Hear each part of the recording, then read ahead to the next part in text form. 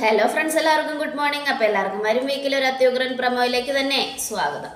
അങ്ങനെ നമ്മുടെ രാഹുലിനോട് സരി ഓരോരോ കാര്യങ്ങൾ പറഞ്ഞുകൊണ്ടിരിക്കതെ ഒരു കാര്യം ഞാൻ പറഞ്ഞേക്കാം, എന്തൊക്കെ സംഭവിച്ചാലും ശരി, അവൻ മനോഹർ അവനെ ജയിലിലിട്ട് കൊന്നേക്കണം.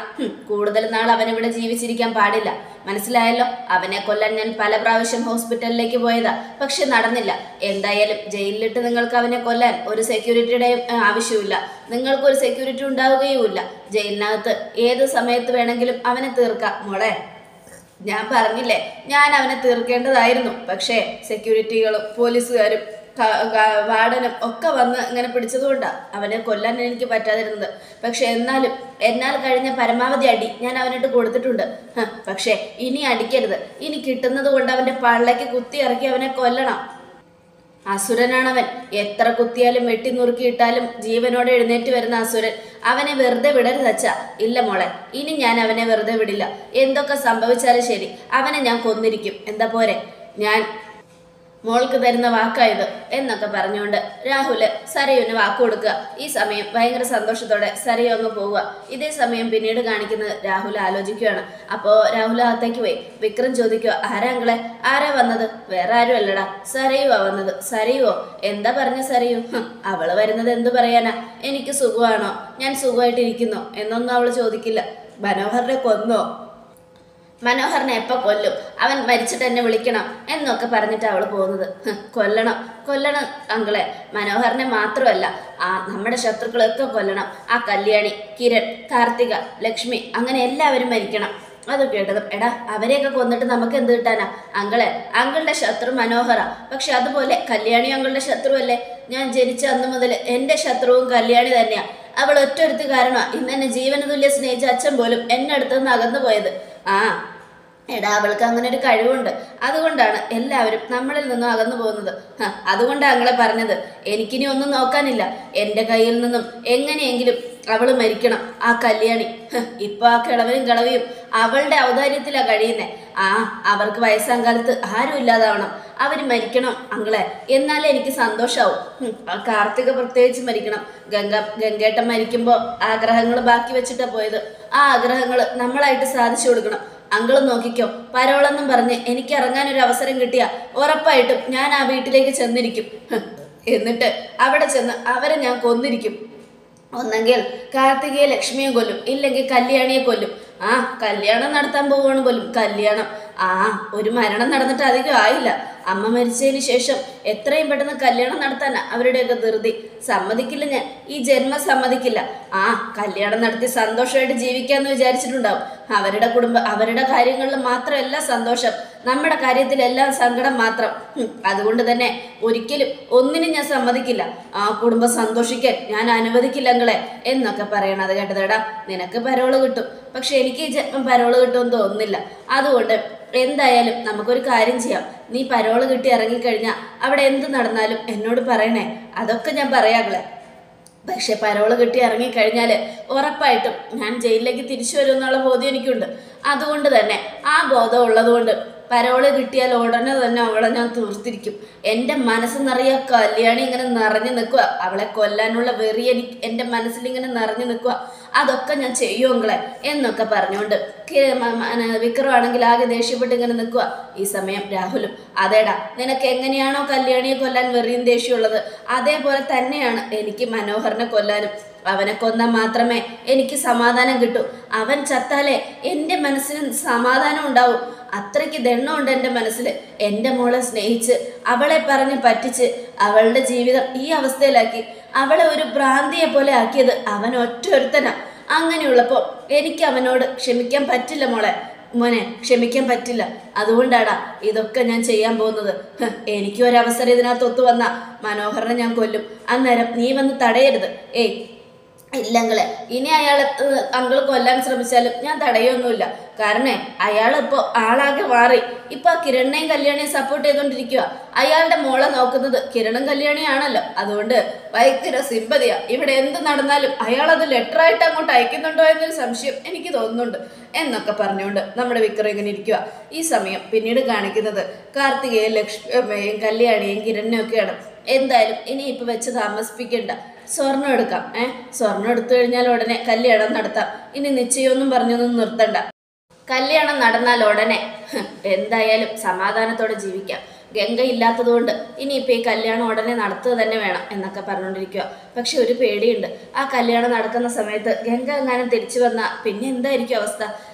ഇങ്ങനെ നെഗറ്റീവായിട്ട് ചിന്തിക്കാതെ പോസിറ്റീവായിട്ട് ചിന്തിക്കേ. ഒരിക്കലും ഗംഗാപ്രസാദിന് തിരിച്ചു വരില്ല. ആ ഒരു വിശ്വാസം ഉണ്ട്.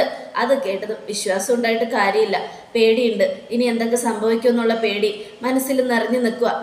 അതിനെക്കുറിച്ച് ഓർത്തൊന്നും ആരും വിഷമിക്കേണ്ട.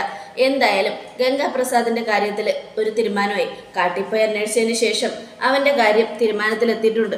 ഇനി അതുകൊണ്ട് അതിനെക്കുറിച്ച് ഓർത്ത് പേടിക്കൊന്നും വേണ്ട. ഇല്ല കിരണേട്ടാ, എനിക്കും പേടിയുണ്ട്. കാട്ടിൽ അവൻ എവിടെയൊക്കെയോ ജീവിച്ചിരിപ്പുണ്ട്. കാരണം അവൻ ജീവിച്ചിരിക്കുന്നത് കൊണ്ടാണ് ഞാൻ അങ്ങനെ സ്വപ്നം കണ്ടുകൊണ്ടിരിക്കുന്നത്. കിരണേട്ടന് അറിയാലോ, ആദ്യം മുതലേ ഒരിക്കലും ഞാൻ കണ്ട സ്വപ്നം ഇതുവരെ ഫലിക്കാതിരുന്നിട്ടില്ല. അതുകൊണ്ട് തന്നെ അമ്മയ്ക്കെതിരെ ഞാൻ കണ്ട സ്വപ്നവും ഫലിച്ചില്ലേ, അതേപോലെ എൻ്റെ കിരണേട്ടനും എന്തെങ്കിലും സംഭവിക്കുമെന്നുള്ള പേടി എനിക്കുണ്ട്. കിരണേട്ടനെ പറ്റി ഞാൻ സ്വപ്നം കണ്ടു. എൻ്റെ കിരണേട്ടന് എന്തെങ്കിലും സംഭവിക്കുമെന്നുള്ള പേടി എനിക്കിപ്പോഴും മനസ്സിലുണ്ട്.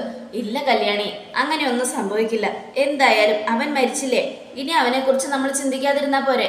അങ്ങനെ പറഞ്ഞിട്ട് കാര്യമില്ല കിരണേട്ട. അവനെക്കുറിച്ച് ചിന്തിക്കാതിരുന്നിട്ടും എൻ്റെ മനസ്സിലേക്ക് ഓരോ ദിവസവും സ്വപ്നങ്ങൾ കടന്നു വന്നുകൊണ്ടിരിക്കുക. അവൻ ജീവിച്ചിരിക്കുന്നുണ്ട് എന്നുള്ള ടെൻഷൻ മനസ്സിൽ കടന്നിങ്ങനെ പിടയ്ക്കുക. ആ ഒരു പേടിയും ടെൻഷനും മനസ്സിൽ നിന്ന് മാഞ്ഞു പോകുന്നില്ല. അതുകൊണ്ട് എനിക്ക് പേടിയാ കിരണേട്ടാ, പേടിയാ. അവനുണ്ട്, എവിടേക്കോ അവനുണ്ട്. ഒന്നും മിണ്ടാതിരിക്കുക കല്യാണി, അവൻ എവിടെയും ഇല്ല എന്നൊക്കെ പറഞ്ഞുകൊണ്ട് അവരിങ്ങനെ നിൽക്കും. അതെ, ഈ സ്വർണ്ണാഭരണങ്ങളൊക്കെ ഒന്ന് നോക്കിയേ എന്ന് പറഞ്ഞുകൊണ്ട് കല്യാണി എല്ലാവരെയും സ്വർണ്ണാഭരണങ്ങളൊക്കെ കാണിച്ചു കൊടുക്കുക. ഈ സമയം എല്ലാവർക്കും ആഭരണങ്ങളൊക്കെ ഇഷ്ടപ്പെട്ടു. എൻ്റെ കല്യാണി, ഇത്രയും സ്വർണ്ണാഭരണങ്ങളൊന്നും വേണ്ടായിരുന്നു. അതൊന്നും വേണ്ട. ചേച്ചി ഒന്നുമില്ലാത്തവളൊന്നും അല്ല, എല്ലാം ഉള്ള ഒരാളാ. അതുകൊണ്ട് നല്ല അന്തസ്സായിട്ട് തന്നെ ചേച്ചിയെ കെട്ടിച്ചു വിടാനാ ഞങ്ങൾ ഉദ്ദേശിച്ചിരിക്കുന്നത് എന്നൊക്കെ പറഞ്ഞുകൊണ്ട് നമ്മുടെ കല്യാണി സന്തോഷമായിട്ട് സ്വർണ്ണമൊക്കെ കാണിച്ചു കൊടുക്കുക. ഈ സമയമാണെങ്കിൽ ഗംഗാപ്രസാദിനെയാണ് കാണിക്കുന്നത്. ഗംഗാപ്രസാദ് ആണെങ്കിൽ ഇങ്ങനെ കിടന്ന് ഓരോന്ന് ആലോചിക്കുക. അപ്പം അമ്മ ചോദിക്കുക, എന്താ വിനായകേട്ട ആലോചിക്കുന്നത്? അപ്പൊ ഗംഗാപ്രസാദ് വീട്ടിൽ പോകണമെന്നോ? എന്ത് പറ്റി? അതെ, എനിക്ക് നാട്ടിൽ പോയി എല്ലാവരും ഒന്ന് കാണണമെന്നുണ്ട്. നാടൊക്കെ ഒന്ന് കാണണമെന്നുണ്ട്. അയ്യോ, വിനായകേട്ടൻ നാട്ടിൽ പോയാൽ വിനായകേട്ടനെ അവർ കൊല്ലാൻ ശ്രമിക്കില്ലേ? അപ്പൊ പിന്നെ എങ്ങനെ ശരിയാവും? നാട്ടിൽ പോയാൽ വിനായകേട്ടൻ്റെ ശത്രുക്കൾ വിനായകേട്ടനെ പിന്തുടർന്ന് വരില്ലേ? അത് കേട്ടതും അങ്ങനെയൊന്നുമില്ല, ഇപ്പൊ ക്രിസ്മസ് അല്ലേ വരുന്നേ, ഞാൻ ക്രിസ്മസ് വേഷത്തിൽ പോയാലോ എന്ന് ആലോചിക്കുക. ക്രിസ്മസ് വേഷത്തിലോ? അതെങ്ങനെയാന്ന് വെച്ചിട്ടുണ്ടെങ്കിൽ സാന്റാക്ലോസിന്റെ വേഷം അണിയാ, ക്രിസ്മസ് അപ്പൂപ്പന്റെ. അത് നല്ല ഐഡിയ. ക്രിസ്മസ് അപ്പൂപ്പന്റെ വേഷം അണിഞ്ഞതിന് ശേഷം വേഷം മാറി എൻ്റെ ബന്ധുക്കളുടെയൊക്കെ വീട്ടിലൊന്ന് കയറി അവർക്കൊക്കെ ഒന്ന് കൈ കൊടുത്തിട്ട് വരാമല്ലോ എന്ന് ഓർത്തിട്ടാ. ഞാൻ അവിടെ നിൽക്കുമൊന്നുമില്ല, പെട്ടെന്ന് തന്നെ തിരിച്ചു വരാം. അത് കേട്ടതും അയ്യോ, അങ്ങനെ വിനായകേട്ടൻ പോയാൽ എന്തെങ്കിലും ആപത്ത് സംഭവിച്ചാൽ വിനായകേട്ട പിന്നെ അവിടെ ആരും ഇല്ലാത്തതാണ് കേട്ടോ എന്നൊക്കെ അമല് പറയാം. ഒന്നും സംഭവിക്കില്ല, ഞാൻ നോക്കിക്കോളാം. എൻ്റെ അമലുവിന് വേണ്ടി ഞാൻ തിരിച്ചു വരും, തിരിച്ചു വരാതിരിക്കില്ല. അതെനിക്കറിയാം. എൻ്റെ വിനായകേട്ടൻ എന്നെ പറ്റിക്കില്ല എന്ന്. പറ്റിക്കരുത് കേട്ടോ. കാട്ടിൽ ഒരുപാട് ആൾക്കാർ വരാറുണ്ട്. അവരൊക്കെ കാട്ടിലെ പെണ്ണുങ്ങളെ ചതിച്ചിട്ടും വഞ്ചിച്ചിട്ടും പോകാറുണ്ട്. ചിലവർ കാട്ടിലെ പെണ്ണുങ്ങളുടെ വയറ്റിൽ കുഞ്ഞിനെ കൊടുത്തിട്ട് തിരിച്ചു വരാറ് പോലുമില്ല. ഞങ്ങൾ പാവങ്ങളാ. പോലീസിൽ പരാതിപ്പെടാനോ അന്വേഷിച്ച് വരാനോ ഒന്നും ഞങ്ങൾക്കറിയില്ല. അതുകൊണ്ട് ഞങ്ങളെ പലവരും ചതിച്ചിട്ടുണ്ട്. അത് കേട്ടതും പേടിക്കണ്ട, ഞാൻ വരും, ഞാൻ ചതിക്കില്ല. എൻ്റെ ജീവൻ രക്ഷിച്ച ആളല്ലേ നിങ്ങൾ. അങ്ങനെയുള്ളപ്പോൾ നിങ്ങളെ ഞാൻ ചതിക്കുമോ? ഒരിക്കലും ചതിക്കില്ല. ഞാൻ തിരിച്ചു വരും. എന്നാൽ വിനായകേട്ടന് വേണ്ട എല്ലാ കാര്യങ്ങളും ഞാൻ ചെയ്തു തരും എന്നും അമലു. അപ്പോൾ നമ്മുടെ വേലു വരിക, എടി നിന്നോട് എത്ര പ്രാവശ്യം ഞാൻ പറഞ്ഞു ഇവൻ്റെ അടുത്ത് ഇങ്ങനെ ഇരിക്കണ്ടെന്ന്. അതെ, വിനായകേട്ടൻ പോവുക, ഇനി നിങ്ങൾക്കൊരു ശല്യം ഉണ്ടാവില്ല. സത്യമായിട്ടും പോവുകയാണോ? എന്നാൽ ഞാൻ കൊണ്ട് അക്കരയ്ക്ക് വിടാം. പോകുകയല്ല, ഒരേടി പോകുന്നല്ല, പോയിട്ട് തിരിച്ചു വരും. ആണോ? എന്തിനാ തിരിച്ചു വരുന്നേ? വിനായകേട്ടൻ്റെ ചികിത്സയൊന്നും മാറിയിട്ടില്ല. വിനായകേട്ടൻ്റെ ബന്ധുക്കളെയൊക്കെ ഒന്ന് കാണണമെന്ന്. എന്നാൽ പിന്നെ ബന്ധു വീട്ടിലിരുന്നാൽ പോരെ? നാട്ടിൽ നല്ല ഇംഗ്ലീഷ് ഡോക്ടർമാരൊക്കെ ഉണ്ടല്ലോ, അവിടെ കാണിച്ച് മരുന്ന് വെച്ചാൽ പോരെ? എന്തിനാ ഇങ്ങോട്ടേക്ക് വരുന്നേ? ഒരു ഇഞ്ചക്ഷൻ ഇട്ടാലേ? ഇംഗ്ലീഷ് ഡോക്ടർമാരിടുന്ന ഇഞ്ചക്ഷന് വേദനയെ അറിയില്ല എന്നാ കേൾക്കുന്നേ. അവരൊരു ഇഞ്ചക്ഷൻ ഇട്ട് കഴിഞ്ഞാൽ നമുക്ക് എത്ര വലിയ വേദന ഉണ്ടെങ്കിലും അതൊക്കെ മാറുമെന്നാ കേട്ടിട്ടുള്ളത്. അത് കേട്ടതും എൻ്റെ വിനായകേട്ടാ, നമ്മുടെ നാട്ടുമരുന്ന് പോലെ ആവില്ല ഒരു ഇംഗ്ലീഷ് മരുന്നും.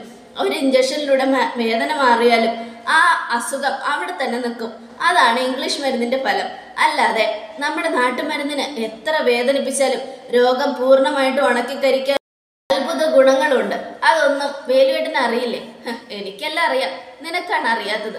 ഇയാളുടെ മുറിവ് കെട്ടി ഉണക്കാൻ മാത്രമല്ലല്ലോ നീ ഇയാളുടെ കൂടെ നിൽക്കുന്നത്. പിന്നെ എന്തിനാ ഈ വേലുവേട്ടന് എന്തിനാ അനാവശ്യം പറയുന്നത്? ഇതുകൊണ്ട് തന്നെയാ എനിക്ക് ഇയാളെ ഇഷ്ടമല്ലാത്തത്. ഒരു കാര്യം ഞാൻ പറയാം വേലുവേട്ട, വെറുതെ ഇങ്ങനെ ഓരോന്ന് പറഞ്ഞ് എന്നെ സംശയിക്കുന്നത് എനിക്ക് തീരെ ഇഷ്ടമല്ല. വിനായകേട്ടൻ എന്തൊക്കെയാ വേണ്ടതെന്ന് പറ, ഞാൻ അതൊക്കെ സംഘടിപ്പിച്ചു തരാം എന്നൊക്കെ നമ്മുടെ അമലു പറയാ. അത് കേട്ടതും ഗംഗാപ്രസാദ് എന്തൊക്കെയാ വേണ്ടതെന്ന് എഴുതി കൊടുക്കുക. ഈ സമയം അമലു പോയി എല്ലാം മേടിച്ചുകൊണ്ട് വരിക. എല്ലാം കൊണ്ടുവന്നതിന് ശേഷം നമ്മുടെ അമലു ഭയങ്കര സന്തോഷത്തോടെ വിനായകന് അതെല്ലാം കൊണ്ടുവന്ന് കൊടുക്കുക. അതൊക്കെ കിട്ടിയതും ഗംഗാപ്രസാദിന് ഭയങ്കര സന്തോഷമായി. ഈ വേഷം അണിഞ്ഞ് കല്യാണം നടക്കാൻ പോകുന്ന വീട്ടിലേക്ക് കയറി കൂടണം. ക്രിസ്മസ് ആയതുകൊണ്ട് സാന്റയുടെ വേഷത്തിലെത്തിയ ആരും സംശയിക്കില്ല. അങ്ങനെയുള്ള ആ വേഷത്തിലെത്തുമ്പോൾ ഉറപ്പായിട്ടും കത്തി കൊണ്ട് കുത്തി മലർത്താം എല്ലാത്തിനെയും. അത് ഞാൻ ചെയ്തിരിക്കും.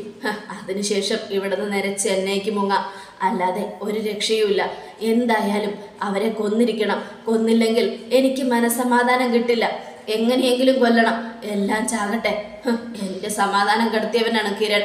അവൻ എന്നെ അടിച്ച് തകർത്ത് ഒടിച്ചു നുറുക്കി കൊക്കയിലേക്ക് എറിഞ്ഞവനാണ്. പാമ്പിനെ വെട്ടി നുറുക്കിയിട്ടാൽ കൂടിച്ചേരുന്ന ഇനം പോലെ ഞാനും ജീവനോട് തിരിച്ചെത്തിയത് അവനറിയില്ലല്ലോ. എടാ കിരണേ, ആദ്യം എൻ്റെ ലിസ്റ്റിൽ നീ ഉണ്ടായിരുന്നില്ല. പക്ഷെ ഇപ്പം എൻ്റെ ലിസ്റ്റിൽ നീയും കല്യാണിയും ഒക്കെ ഉണ്ട്. നിന്നെ ഞാൻ കൊല്ലില്ല, പക്ഷെ നീ കരയണം, ഒരുപാട് കരയണം. അതിനുവേണ്ടി കല്യാണിയെ ഞാൻ തീർത്തിരിക്കും. വിനായകേട്ടൻ എന്താ ആലോചിക്കുന്നേ? ഒന്നുമില്ല, പോയിട്ട് പെട്ടെന്ന് തിരിച്ചു വരണം. അമലുവിനെ കല്യാണം കഴിച്ച് നാട്ടിലേക്ക് കൊണ്ടുപോകണം എന്നൊക്കെ ആലോചിക്കുമായിരുന്നു. അത് കേട്ടതും ഞാൻ കാത്തിരിക്കും കേട്ടോ. വേലുവിനെ കല്യാണം കഴിക്കാൻ നല്ല പ്രഷർ ഉണ്ടാവും, എന്നാലും ഞാൻ കേട്ടില്ല. വിനായകേട്ടന് വേണ്ടി ഞാൻ ഒരുപാട് നാൾ കാത്തിരിക്കും. ഇനി വിനായകേട്ടൻ വന്നില്ലെങ്കിലും ഞാൻ ആത്മഹത്യ ചെയ്യും. അത് കേട്ടതും അങ്ങനെയൊന്നും പറയല്ലേ, ഞാൻ വരും, ഉറപ്പായിട്ടും വരും. എൻ്റെ ജീവൻ രക്ഷിച്ച ആളാ അമലു. എൻ്റെ അമലുവിന് വേണ്ടി ഞാൻ വരും. എനിക്ക് എന്ത് പ്രശ്നം ഉണ്ടായാലും എന്നോടൊപ്പം നിന്നത് അമലു.